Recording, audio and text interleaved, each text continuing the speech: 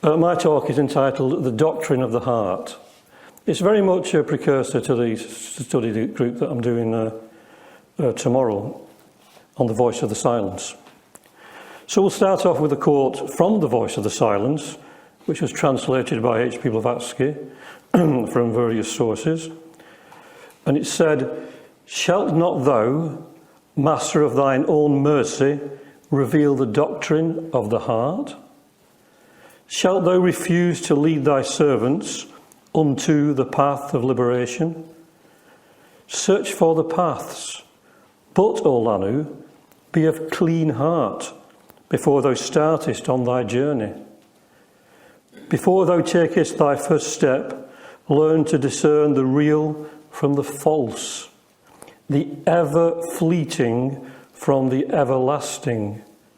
Learn above all to separate head learning from soul wisdom, the I from the heart doctrine." And she goes on to say, "But even ignorance is better than head learning with no soul wisdom to illuminate and guide it."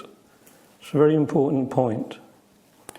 And in a footnote to that, she adds, "The two schools of Buddha's doctrine, the esoteric and the exoteric, are called respectively the heart and the I doctrine.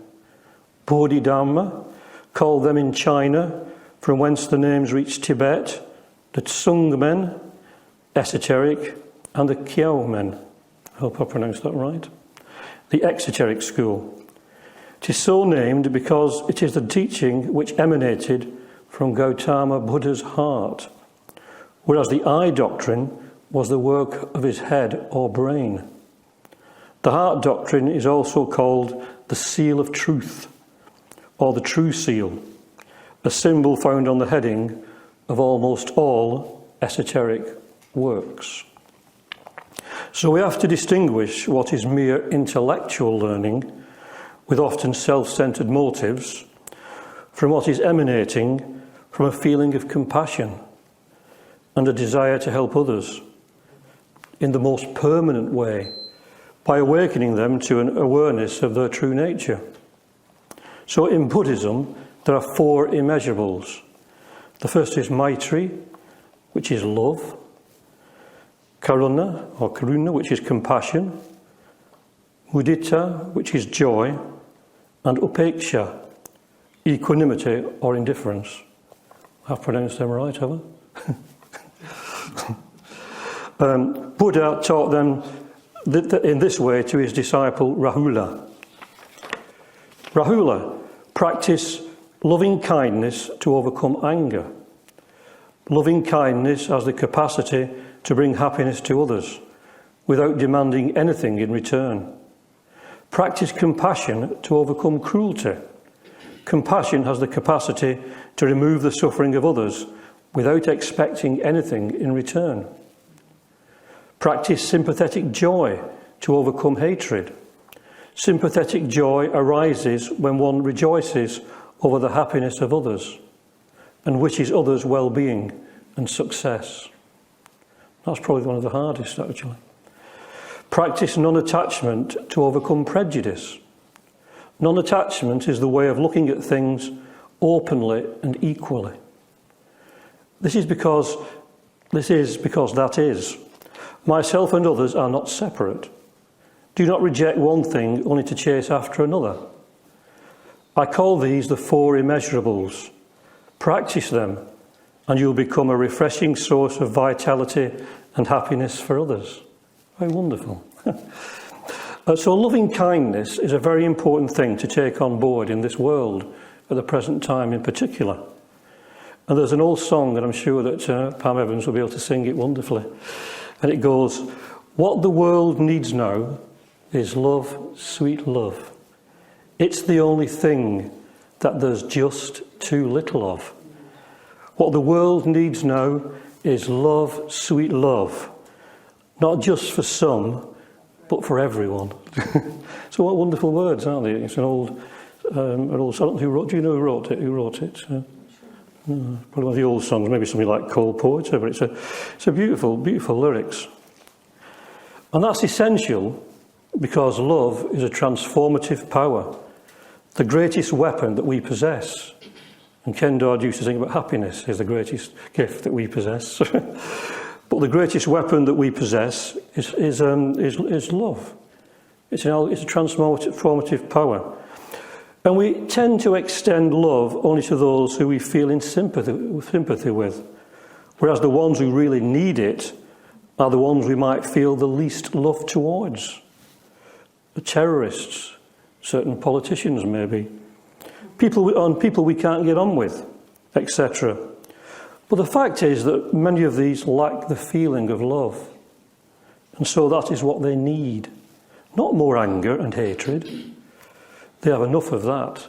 If you send anger and hatred out to people you dislike, you're just increasing the anger and hatred in them. That's all you're sending them.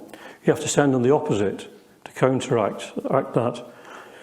Of course, this is not easy, but logical when you think about it. Compassion is again a power that we possess to understand the sufferings that others go through. This often comes as a result of the sufferings we go through ourselves, because sadly it is only through enduring hard times and suffering that we can understand that of others. As everything we experience, good and bad, is to help us to awaken to our true nature. Everything is for the awakening, the progress of the soul, if we have the right attitude, if we have the right frame of mind. Otherwise, difficult times may embitter us. And this is one of the priceless gifts that we develop on the spiritual path. The ability to look at the world in a different light and hopefully develop a positive view on all that happens to us and all that we go through. This is difficult and sometimes seemingly impossible, but we need to try and take the stance of that dimension to our being that is beyond all of this and is unchanging despite all the changes within us and around us. That is the task and the trial. Also, people in society tend to feel jealous of another's success. Why did they have that success? I would have been better suited, etc., etc. Well, we need to feel the joy that others have in achieving that success or happiness, because ultimately we share one spirit. And we should try to think always of the bigger picture. We find it easier to cry when we see the scenes of others suffering or crying in life, or on TV, on news programmes, or even in dramas and soap operas. But more difficult to identify with their happiness. So we also have to look at things objectively. People have their own agendas. Women tend to look at things from a woman's point of view, and the vision is coloured by this, and men look at things from a man's point of view, and the vision is often coloured by this. So we need to rise above distinctions of sex, religion, politics, and look with a vision that is above all of this, and inspired by impersonality. Not in a cold way, but based upon the fact that inwardly we are one. Plato states in the 6th book of the Republic, "For he, Adiamantus, whose mind is fixed upon true being, has surely no time to look down upon the affairs of earth, or to be filled with malice and envy, contending against men. His eye is ever directed towards things fixed and immutable, which he sees neither injuring nor injured by one another, but all in order, moving according to reason. These he imitates, and to these he will, as far as he can, conform himself. Can a man help imitating that with which he holds reverential converse?" So we become aware of the harmonious workings of the universe, as Scott was telling us yesterday in a very scientific way. The macrocosm, and as we are the microcosm of the macrocosm, we try to align ourselves to this harmony by rising above the confusion of the world created by our limited perceptions of life, animated by the lower mind, which is a source of disharmony due to a feeling of separateness from everything else. The mind is the great slayer of the real. Let the disciples slay the slayer, says the voice of the silence. The Bhagavad Gita tells us that if we can see the imperishable amidst the perishable, then that is real vision. We can truly see. True vision. It is a secret to being able to survive the worst trials we are faced with. And many of us go through some terrible trials in life. But if we have this vision that we can see the imperishable amidst the perishable, we can face anything. Doesn't mean it goes away, but we can face it. If we can find that tranquil centre in ourselves and others, the calm within the storm, the eye of the storm, all around us is chaos, but within that centre there is calmness. Sri Shankaracharya states, the vesture comes, the vesture goes. It works and meets experience. The vesture withers and dies, but I remain set firm like a mighty mountain. So I'll repeat that, it's so beautiful. The vesture comes, the vesture goes. It works and meets experience. The vesture withers and dies, but I remain set firm like a mighty mountain. So that's it in a nutshell, isn't it? You know, I didn't say anything else really. I probably will.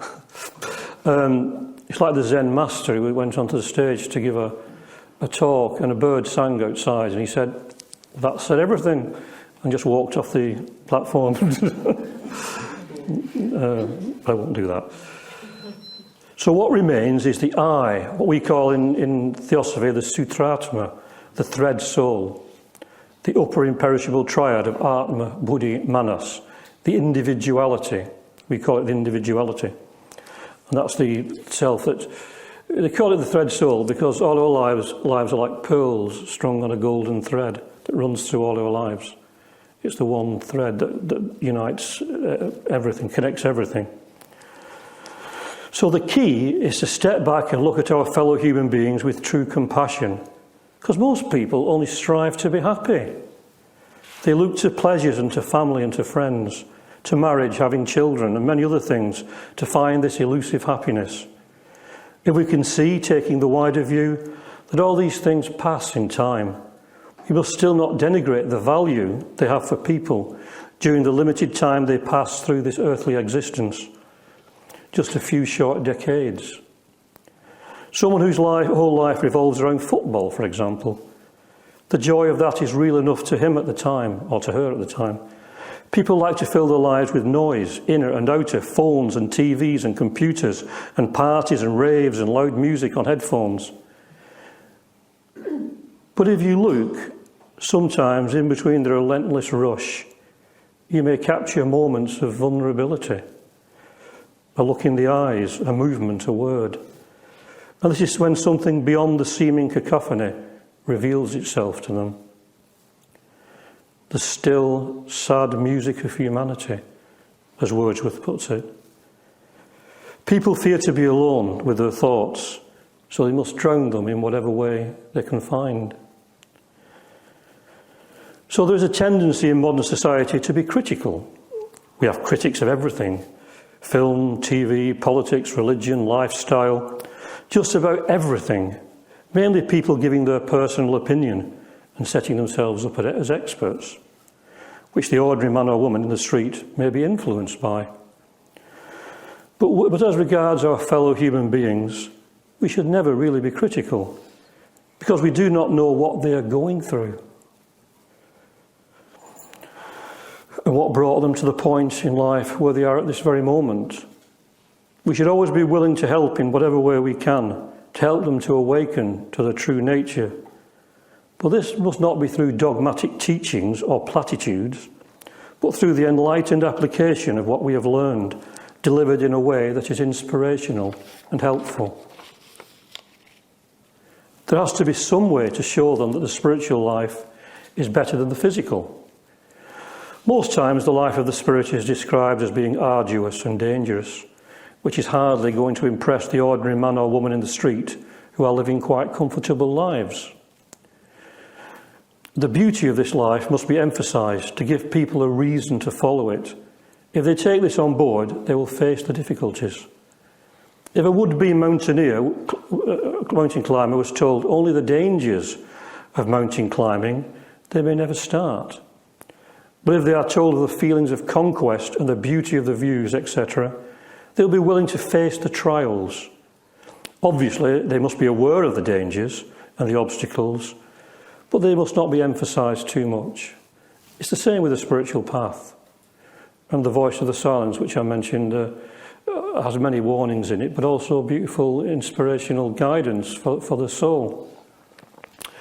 So in the book entitled The Way of the Bodhisattva by Shantideva, it's a very in-depth explanation of how we should live the compassionate life by looking at the 6 parameters of perfection in order. And it's a very beautiful book. And in this it is said, and this reminds me of what Jenny said at the beginning of the school. In this it is said that we should even be careful not to slam doors or to move furniture heavily or raise our voice for any reason whatsoever. Now on the surface this may seem very trivial compared with many other things he says in this book. But in fact, it is showing respect for life on all levels of being and the development of awareness of the feelings of others and how even simple acts like that can affect them negatively. Our words also should be gentle and helpful. To show how essential it is to be mindful of even trivial things, there's a story of the Zen pupil who went to his master for instruction. It was raining that day. It must have been in Manchester, I think. And the master asked the pupil on what side of the door he left his umbrella on entering. As he had forgotten, the master sent him away and told him to return when he had developed awareness on all levels and mindfulness. It's interesting. A Buddhist precept says, "Condemn no man in his absence, and when forced to reprove, do so to his face, but gently, and in words full of charity and compassion. For the human heart is like the kusula plant. It opens its cup to the sweet morning dew, and closes it before a heavy shower of rain." It's beautiful, isn't it? For the human heart is like the kusuli plant. It opens its cup to the sweet morning dew and closes it before a heavy shower of rain. So there are always ways to get something across in a pleasant and helpful way. Shouting and anger may show a serious imbalance in the mind that needs to be dealt with. It is not natural to the true man or woman and has no purpose. It is caused by too close an attachment to the transitory personal self and its self-centred desires. The great dire heresy of separateness that makes us think we need to defend ourselves against others who ultimately are identical to us. Most people respond to words of kindness, compassion and encouragement. I mean, many don't, but probably 99% do. But in modern society, it is believed that to use coercion is a way, or to be cruel to be kind. It's very much a society of coercion, isn't it? We're forced to do everything. And of course, well, this may also force people into following a course of action through bullying or fear. It will not encourage that person to respond to others in a loving and gentle way, and also it will give them a limited and low view of human nature. This, of course, is reflected in the God made in the image of man, of fundamental Islam and Christianity, where God acts like the worst kind of human being, giving in to violent emotions of anger and jealousy. Anger is, in fact, one of the most destructive emotions. We also hear of righteous anger, which may be different and possibly useful in some cases, but should not become anger and violence, either physically or mentally, against the one responsible for that feeling. And as I've said earlier, the strongest weapon we have is love. Not sentimental, emotional love, but the power of harmony coming from the desire to restore that broken harmony in the world. The universe is harmonious. Again, that's Scott brought that into focus. And so we have the power of the universe behind us, if we are able to tap into that power and use it for the good of all. Thomas à Kempis, in his Imitation of Christ, says, "He does much who loves much. He does much who does a thing well. He does well who serves the common good rather than his own interests.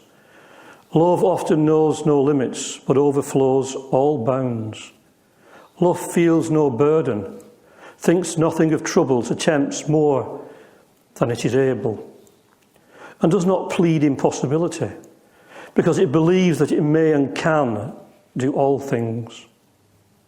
For this reason it is able to do all, performing and effecting much, where he who does not feel love fails and falls.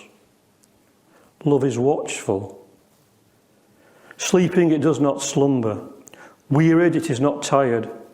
Pressed, it is not straitened. Alarmed, it is not confused. But like a living flame, a burning torch, it forces its way upwards and passes unharmed through every obstacle." What wonderful words those are, aren't they? Beautiful.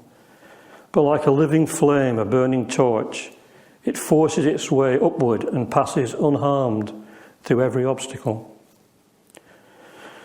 So the mind recognizes what beauty helps it to become illumined by the light of spirit. There's a saying, beauty is in the eye of the beholder. But it's all dependent on which eye we use, because sight has many different levels. Beautiful art, poetry, music, etc., nature refines the mind, so it is better able to absorb the light of buddhi and become manasa tajasta, or the illumined mind, to illuminate the mind with the spiritual nature. All, of course, depends on motivation and the focus of our aspirations. True theosophy and spiritual teaching reveals to us our place in nature's unfolding.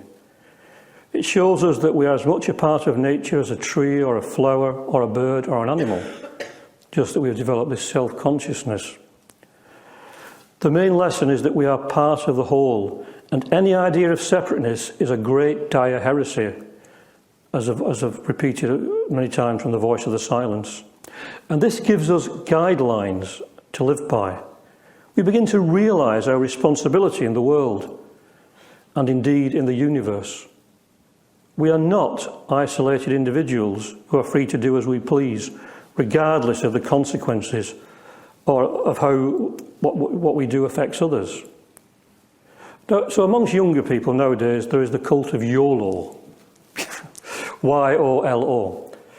They put it on their YouTube videos, on Twitter, Facebook and emails, etc. What it stands for is you only live once. You only live once. They use that to justify lots of reckless and irresponsible acts. The idea is to seize life, as it is the only one we have. It is the one life theory, so prevalent today, and which most people, particularly in the West, use as the basis of their lives. They take on false ideas and ideals based upon that. They shut out any reference to their mortality and the fact that we are only here for about 1,000 months or 30,000 days in this particular life. We're just passing through in the final analysis. As written again in the voice of the silence, we should have perseverance as one who doth for evermore endure. Because our shadows, our personal selves, come and go. What is within us is eternal. It is the true man or woman for whom the hour will never strike.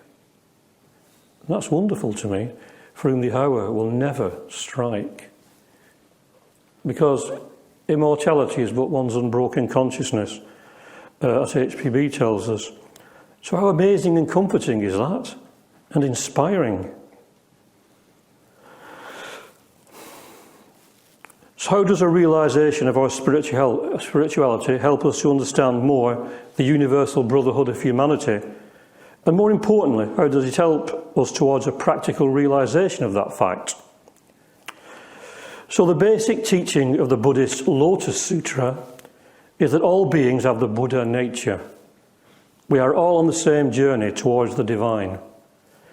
There is only one divinity, one consciousness that pervades the universe. Consciousness does not progress or develop. It is just that the vehicles that it operates through become more and more refined, allowing more of the light of that consciousness to shine through. So there is life in a mineral, in a rock, but it's only incredibly limited, and then it becomes a bit more refined and a bit more in a plant, and even more so in an animal, and then even more so in a human being that develops self-consciousness, and then there are other states of being beyond that, and we don't know where it ends, really. So yet though there are beings much higher than us that manifest more of this universal consciousness, but it is the same consciousness. We're not separate from them. It's not that we share this consciousness and each have our own separate little part. We are all totally one. So there is a point in our awakening which is almost imperceptible and indescribable when we sense the true dignity of human nature and feel a great sorrow at the state of humanity at the moment. In words, it doesn't seem like I'm saying much or anything that's new, because it is a feeling, an experience that can never be put into words, because words cannot reach it. They fall far too short. Hints are given in some spiritual and theosophical works like The Voice of the Silence when it says, "Let thy soul lend its ear to every cry of pain, like as the lotus bears its heart to drink the morning sun. Let not the fierce sun dry one tear of pain before thyself has wiped it from the sufferer's eye. But let each burning human tear drop on thy heart and there remain, nor ever brush it off until the pain that caused it is removed." Can you think of better words than that? It's just wondrous, isn't it? We can, of course, admire such words, but they are meant to awaken in us a certain experience, not just remain as beautiful words on paper to discuss intellectually. I mean, most of us have a long way to go and perhaps to realise that, but it's something to aim for. And in his book, The Buddha of Infinite Light, D.T. Suzuki explains the teachings of the Shin school of Buddhism. He writes about a certain class of devotees named Myokonin. Fortunately, there's no Japanese people here, so they can't see. I hope I pronounced that right, anyway. Myokonin. Myo means wonderful, Ko means fragrance, and Nin means person, signifying someone who manifests the wonderful fragrance of spirituality. The wonderful fragrance of spirituality. These people are not intellectual, but are sincere, kind-hearted, and compassionate. There was one man who learned that a temple in Kyoto, 200 miles away, was on fire. It was once a temple he attended and was very close to his heart. So he took a large carpet, soaked it in water, and shook it in the direction of the temple. Now, to our minds, this was rather a pointless act and seems very foolish. But he was motivated by compassion and was spontaneously led to do something. Something. This kind of act transcends logical reasoning, and it is difficult for us to understand. But as I said, it was a spontaneous reaction. He knew he couldn't get there in time, so he had to do something. Another man, seeing some boys stealing apples from his tree, merely took them a ladder to get down. He realised their safety was more important than a few apples. So again, that's compassion. These things may seem trite in many ways, but are representative of a certain state of consciousness motivated by compassion. It's a very difficult thing to get across. It's something for the intuition. The Theosophical masters tell us how many of you have helped humanity to carry its smallest burden, that you should all regard yourselves as Theosophists, all men of the West, who would play at being the saviours of mankind before they even spur the life of a mosquito whose sting threatens them. Would ye be partakers of divine wisdom or true Theosophists? Then do as the gods, when incarnated, do. Feel yourselves as vehicles of the whole humanity, mankind as part of yourselves, and act accordingly. Again, guidance. Pythagoras exhorts us to take heart, for the race of man is divine. Take heart, for the race of man is divine. Because all this negativity is on the surface, and the result of this misunderstanding of the real self that can animate and awaken each one of us individually and collectively to who and what we are in reality. And then our worldview will alter completely, and we begin to see that the race of man is truly divine. We will become aware of the absolute preciousness of every individual life, whether plant, animal or human, and respect will grow in us for all of them. We will become consciously incapable of harming any of them needlessly, and will do all that we can to minimise destruction done for merely selfish reasons.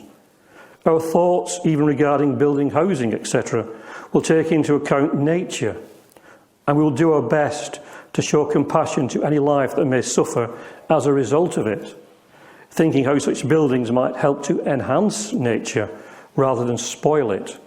I do believe certain people are doing things like that at the moment. Unfortunately, not enough. Just hope it grows, it blossoms. Our fellow human beings will then not be judged by surface appearances. Everyone has their own journey, 1,000 monks, 1,000 ways.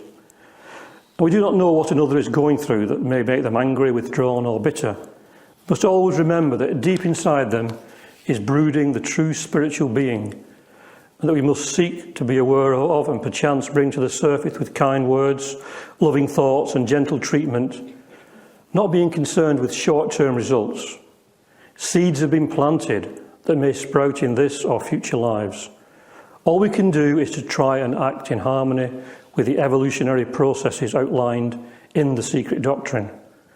We must elevate these from mere intellectual concepts to the realm of enlightened practice and understand that the reason these teachings were given out to us was so that we would become aware of this true dignity of human nature and its place in this evolutionary scheme, and to realise our relationship and responsibility towards all other kingdoms of nature.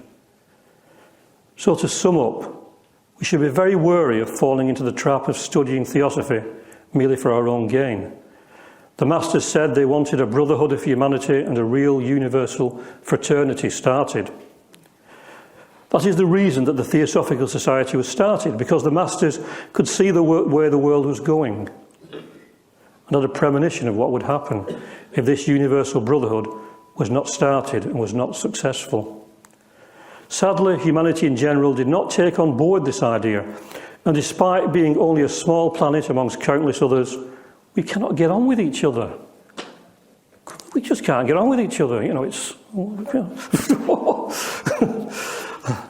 Personality steps in. We lose sight of the oneness. And H P Blavatsky says in the Bowen Notes that if we lose sight of this oneness of all things, if we don't have it in the back of our minds during our studies, then they will lose their meaning. The motivation then should always be to form this nucleus of a universal brotherhood of humanity, regardless of race, creed, sex, caste or colour. So it's very important, essential to study and understand the teachings as given out by HPB and the Masters, but also to keep in mind the motive for studying and understanding these teachings. If this is done, then whatever subject we speak about can be helpful in promoting the first object of the society. Now, a quote I've used many times in my talks and articles, but it's always worth meditating on. It's from an article, Our Cycle and the Next, by H P Blavatsky. If theosophy, prevailing in the struggle, its all-embracing philosophy strikes deep root into the minds and hearts of men, if its doctrines of reincarnation and karma, in other words of hope and responsibility, find a home in the lives of the new generations, then indeed will dawn the day of joy and gladness for all who now suffer and are outcast. For real theosophy is altruism, and we cannot repeat it too often. It is brotherly love, mutual help, unswerving devotion to truth. If once men do but realise that in these alone can true happiness be found, and never in wealth, possessions, or any selfish gratification, then the dark clouds will roll away, and a new humanity will be born upon earth. Then the golden age will be there indeed. And then she adds a little warning at the end. But if not, then the storm will burst, and our boasted Western civilization and enlightenment will sink in such a sea of horror that its parallel history has never yet recorded. And what happened? 2 world wars. And we saw that film last night, the horrors of war and terrorism, etc.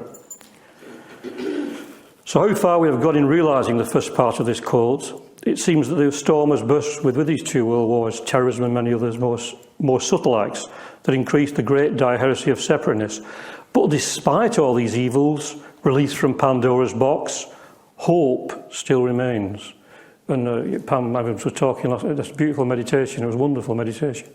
And she talked about hope. And that's what we have, hope, always hope. Hope springs eternal in the human breast. Because HPB also tells us that no true theosophist will ever despair of humanity. And again, to Pythagoras, take heart, for the race of man is divine. So I'll close with a couple of things. This is a poem I wrote after the bombings in Manchester, as a result of the bombings that happened in Manchester, and when all the children, young people were killed in going to a pop concert, and someone walked in and blew up the place, killed 22 young people and children, and injured hundreds of others.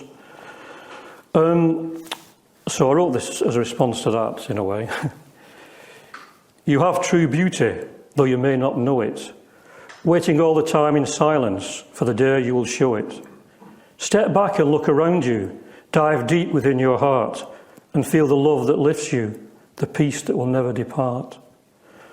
The sunrise opens its crimson petals for you to blossom in new birth, and no one can ever tell you what these moments are truly worth.